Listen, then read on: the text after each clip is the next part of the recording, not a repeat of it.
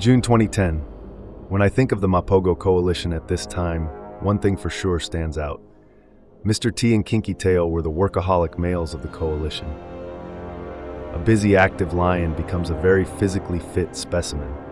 That was these males.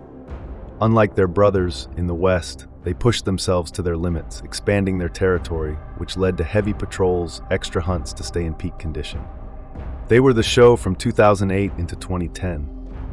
People were on the blog sites every day to see what these two magnificent males brought to the show on that particular day. That's right, they were the soap opera during this time in the Sabi Sand Reserve. We will look at the interactions of lions at this time in the reserve and reveal what life was like for this male as well as his coalition mates. Kinky Tail and his famed brother Mr. T are two of the notorious coalition of 6 males that have roamed the better portion of the Sabi Sands Game Reserve for the last 4 years and monopolized its lionesses and buffalo. Named as the Mapogo after a heavy-handed security firm in Johannesburg, they have delighted the humans of this wilderness area with their presence. Male lions all come with the territory, but this has been a special time for us. And we've been spoilt with this abundance of power and largesse. It's been a long time since all 6 males were together. 4 have made the western sector their home, while Kinky Tail and Mr. T have managed their eastern area. Most of the trackers at Londolozi will tell you that they were overextended, too far from the comfort of numbers, and in danger of running into another coalition coveting their land and lionesses. As usual, their instincts were spot on, and the inevitable trouble arrived. The Eastern duo has been fighting a running battle with 5 new males from the Kruger Park, who have steadily been advancing into the territory. A few nights ago, Kinky Tail and Mr. T cornered and killed one of these males.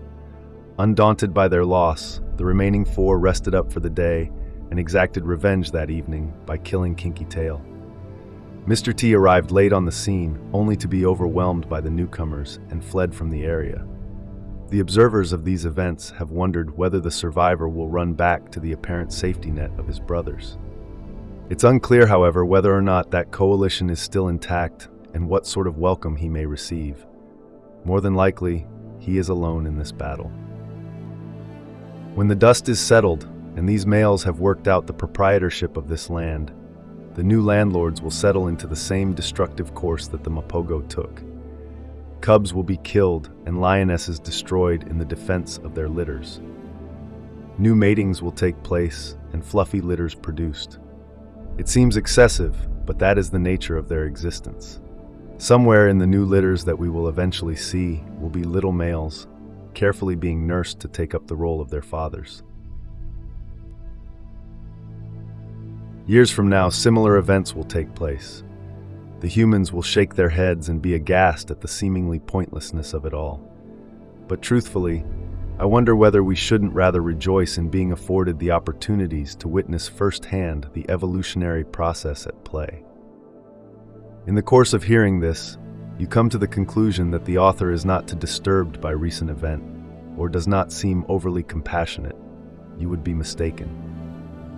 It's just that I have watched the coalition destroy the Shimhungwe Pride as well as eating the Kruger male in 2006, and furthermore dispatching the Tsalala Pride's cubs. We have seen this show before, and I am guessing the next season has just arrived. Early June, Mr. T has been seen spending time with the Styx Pride, Tsalala Pride, and 3 members of the Sparta Pride, who now have 3 very young cubs fathered by the Mapogo males. June 29, the tailless female was seen with 1 young female and 1 young male, both born in March 2009. The young male was beaten badly. Later that day, Mr. T was seen with slight injuries in the river. He appeared to be heading north, possibly to link up with the females. Also seen this day was the 4 new males from the Kruger Park for the first time on Londolozi soil moving west across Marthley. That night, Mr. T was seen and heard roaring at Shimpalapala. Not even 2 kilometers away, the 4 males heard him and started roaring back. The rangers stuck with them, and the 4 headed west, but so did Mr. T head west, avoiding conflict. The next morning, there were tracks of 2 males seemingly chasing Mr. T west across our boundary. The report from the western neighbor was that Mr. T joined up with 3 other Mapogo on a buffalo kill. Later in the day, the tailless Salala female was seen on the northern break with a young male eating an impala. The young male seen with them the day before was no longer present and presumed dead. July 1st, tracks of the 4 new males crossed back east into Malamala, possibly to seek out the prides in this area. Reports of 2 young lions found dead north of our break. Also on this day was evidence of fighting at Sunrise Crossing. Vultures circling of a dead sub-adult lioness was reported. A sad fate, but we are encouraged by the fact that the tailless female may still be alive. If this is the case, we believe that this pride can pull through. July 2nd. Reports say that Mr. T is not just with his 3 brothers, but with the 4. This makes it 5 males in the west, a massive force and potentially enough to fight off the new coalition. Have also noted that areas have started calling the new males the Majingalan. July 5th. In the early hours of the night, a lot of roaring could be heard north of the river in Marthley. At about 5 a.m., we were amazed to watch the 5 Mapogo moving through the clearings calling as they walked. They had come from the west and had moved on to Londolozi, the first time the brothers have been seen together as a unit on the soil of Londolozi in many, many months. The excitement continued as they proceeded to run into the bush and catch a sub-adult buffalo. It was amazing to watch this incredible coalition act as a group again. Having had few experiences with the 4 brothers, I was amazed to see how big they were. And size-wise, they dwarfed the Mr. T, something which I never thought possible. I also could not help but notice Mr. T was somewhat sidelined from the rest of the feeding frenzy. Could it be that he had gone west to summon his brothers, and in the process now takes on a slightly more submissive role? July 6th. We all woke up excited to see what happened in the north with lions. The trackers followed the 5 Mapogo males further north, but then surprisingly they headed back west across our boundary. Reports from Singita said they too had tracks, which headed all the way through their property, meaning that males had headed back to the central part of their territory in the west. As far as we know, the Majingalan are still in the east. Maybe the Mapogo just came through to give the Majingalan males a vocal warning that they are not welcome in this area. As far as we know, there has been no contact between the 2 coalitions. July 8th. The Styx pride was found on a kill in the north. This is very far west for them. We usually do not see this pride at Londolozi, but since the lion warfare began, we are encountering them more often. Later that night, the 5 Mapogo picked themselves up and headed eastward from their territory and disappeared into the darkness of the night. Sound of lions fighting in or around the Elephant Plains area in the northwest section of the reserve. Next morning. Evidence that there was indeed a fight. It appears the Mapogo went east and challenged the Majingalan. Mr. T was seen alone the next day waiting for his 4 brothers to return. He arrived late to join his coalition partners as they had already crossed the river and disappeared into the darkness. Pretty Boy took the brunt of the attacks. His twin brother Rasta was missing. Days went by, and Rasta never resurfaced. The coalition was down to 4 males. Still a formidable force with experience on their side, the males continued on. The Salala Pride has moved into Ottawa Ravenscourt territory. The Pride only lost 2 cubs during the mayhem in June-July. There still remains 3 lionesses and 6 cubs. The Majingalan are now being seen further into the central area of Londolozi, well past their normal viewing area of Marthley to the east. Reports came in from the west with bad news. Another Mapogo has returned carrying more wounds.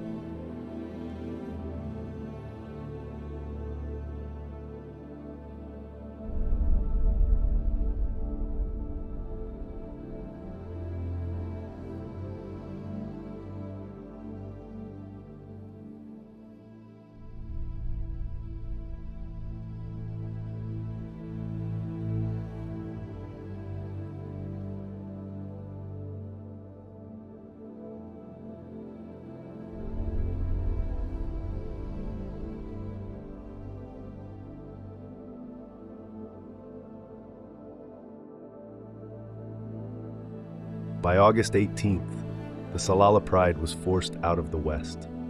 I find it intriguing that after months of not being at Londolozi, they are now feeling the need to come back to their natal area. Is it because they think things are settling down on the Eastern Front with the new Mapogo Coalition? Or is it that things are becoming very unsettling in the West with the Mapogo males? August 30th. Lots of roaring and noise was heard during the night, so the rangers went out to find what happened. We found one Majingilan mating with one of the Salala females, and eventually found another and began mating with her. It appeared the Majingilan were moving quickly to assert themselves as the dominant coalition within the reserve.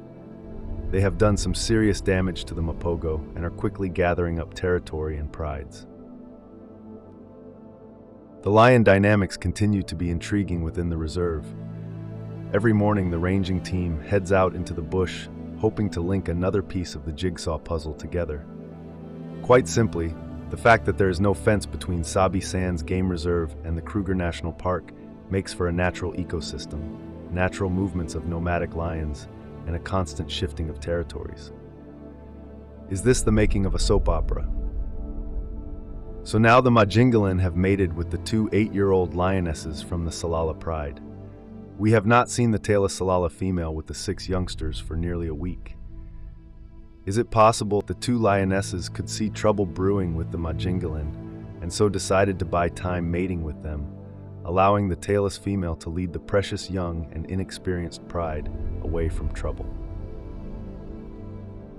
By the end of 2010, the Mapogo lost another coalition mate as Dreadlocks had left the reserve and was caught killing local villagers' livestock and was not allowed to be brought back to the reserve. The coalition was now down to 3 members. Of the 3 remaining, it would be Mr. T, who has the most to offer, being the youngest.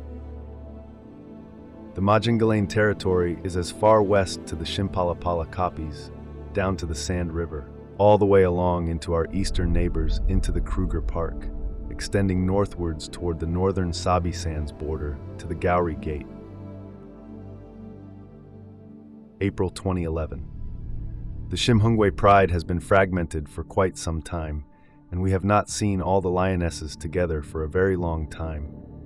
Due to the females being quite disjointed, they are vocalizing a lot to communicate with each other.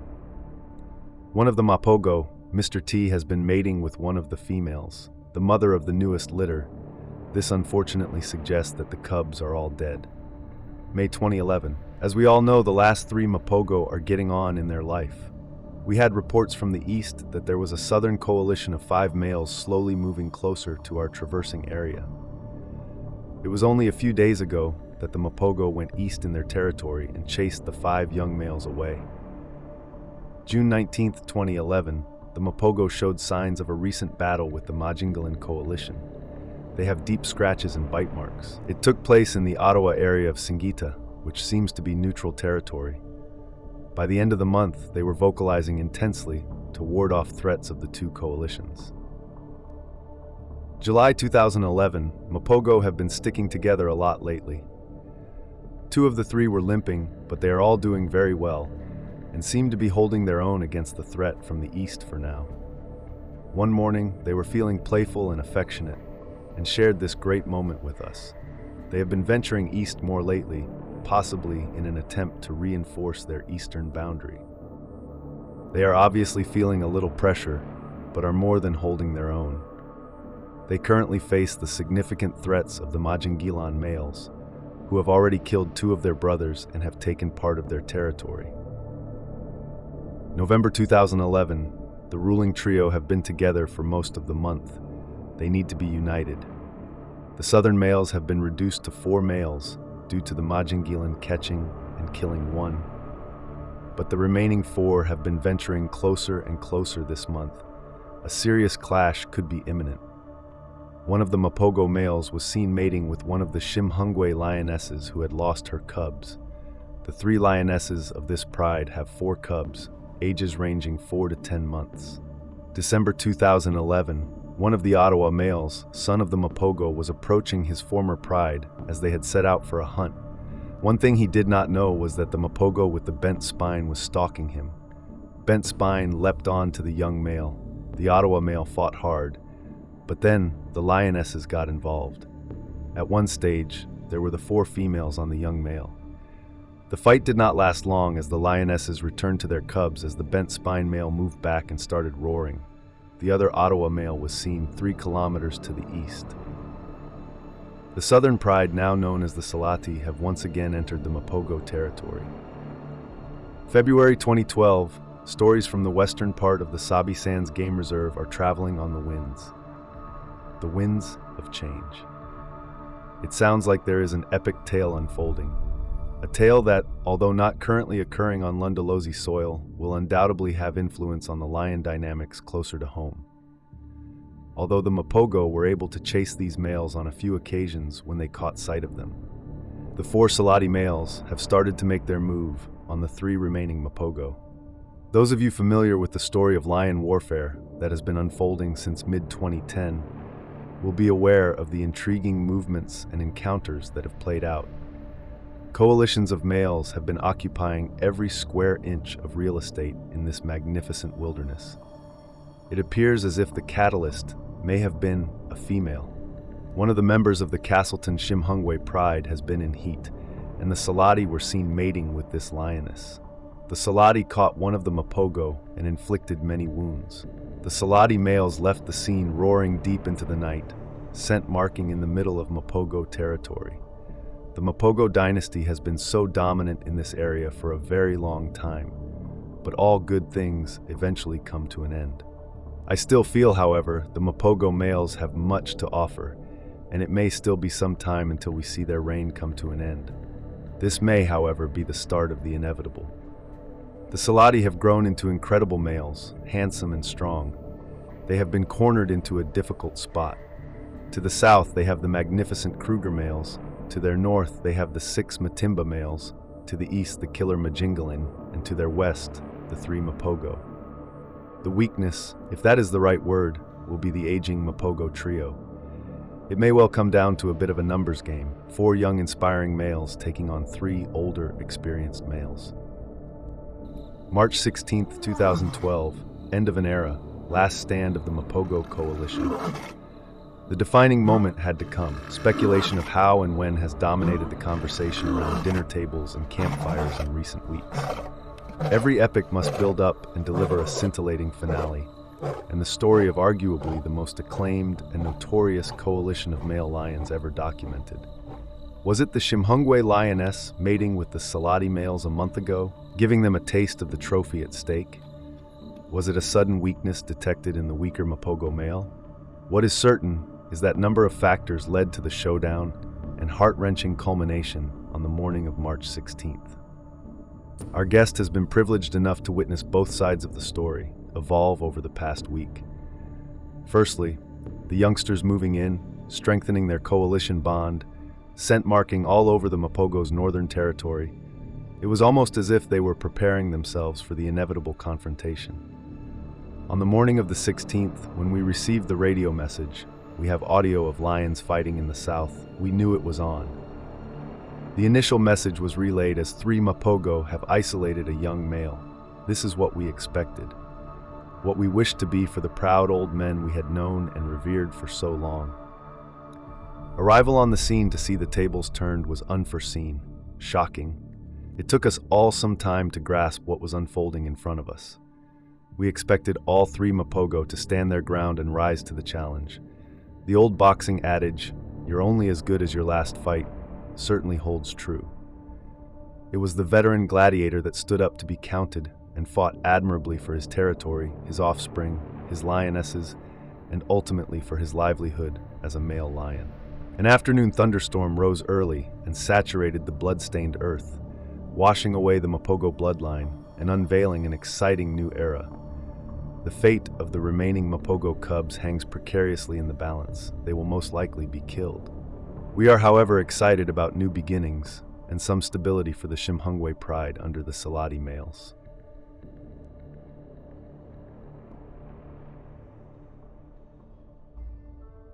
Early April. Sabi Sabi Game Reserve. It was still dark when we left the camp as we tried to get a head start on the sunrise and capture a few photos of dawning of a new day. As we reached the open area with a beautiful view to the east, we settled in amongst a herd of zebra, switched the vehicle off, and sat in complete silence, waiting for the sun to peek its head over the horizon and warm our magical piece of Africa. The sounds of the dawn chorus came in from all directions, immediately putting a smile on my face. Suddenly, the chorus was interrupted by the unmistakable sound of lions roaring. As the first two finished roaring, another group started roar in return, and so the tennis match of territoriality began. After the sun had peaked, we made our way towards where the roaring had originated, and it wasn't long before we found tracks from the Southern Pride. We tracked for a while, and then they were eventually found, moving south away from the roaring. As we sat and watched 6 of the females and all 8 cubs, we could hear the roaring getting louder. We witnessed one of the Mapogo running at full pace north and roaring at the top of his lungs. The Kruger males were found shortly after that, and they too were roaring, but their body language was completely different to the Mapogo seen bolting away from the Kruger males. The Kruger males were looking confident and in superb condition. They walked along the road, rubbing their heads through the trees and scent marking as they went along.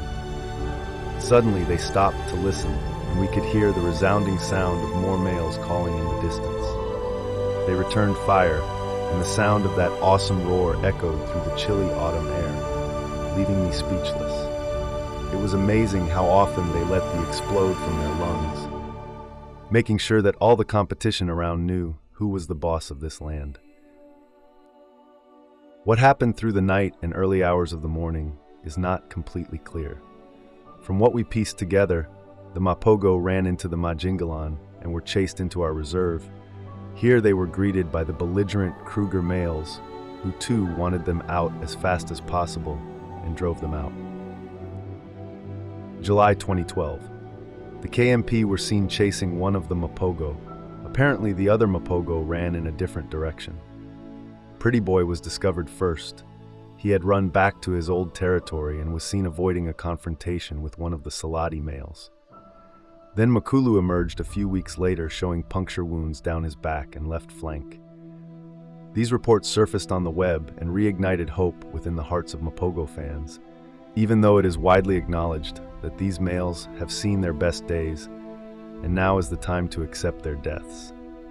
That battle with the Kruger males left Makulu worse for wear, and Pretty Boy sulking in the territory he once called his own, and a sorrowful community of supporters once again prepared to mourn the final loss of the Mapogo Coalition.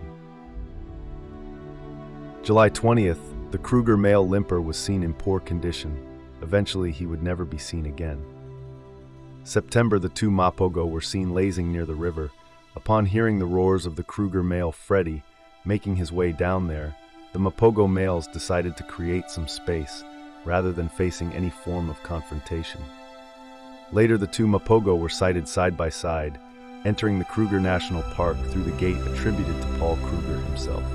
The vision of a scrawny Pretty Boy and the dulled glow of Makulu's eyes sent another surge of excitement that lifted the spirits of all who were hoping to see the Mapogos again.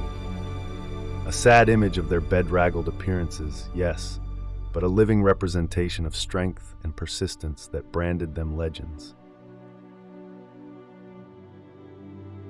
Pretty Boy would be the first to pass away. In January 2013, Makulu, a term Zulus use for a respected elder, made an appearance at Mala Mala, neighboring his old haunt. The oldest famed Mapogo has outlasted his younger comrades, and his dynamite career has come down to a solo performance. Makulu has more than exceeded his life expectancy, and with the amount of interest this superb specimen has generated, there is sure to be a vast community of people wishing him a dignified and peaceful death. This is sadly not the case in the Lion Kingdom, and as with the violent deaths caused by this reputable leader himself, he too is expected to go the same gruesome way. Having witnessed the heart-wrenching accounts of leaders taking their final fall, enduring nights riddled by dreams that are filled with the ghost of their past.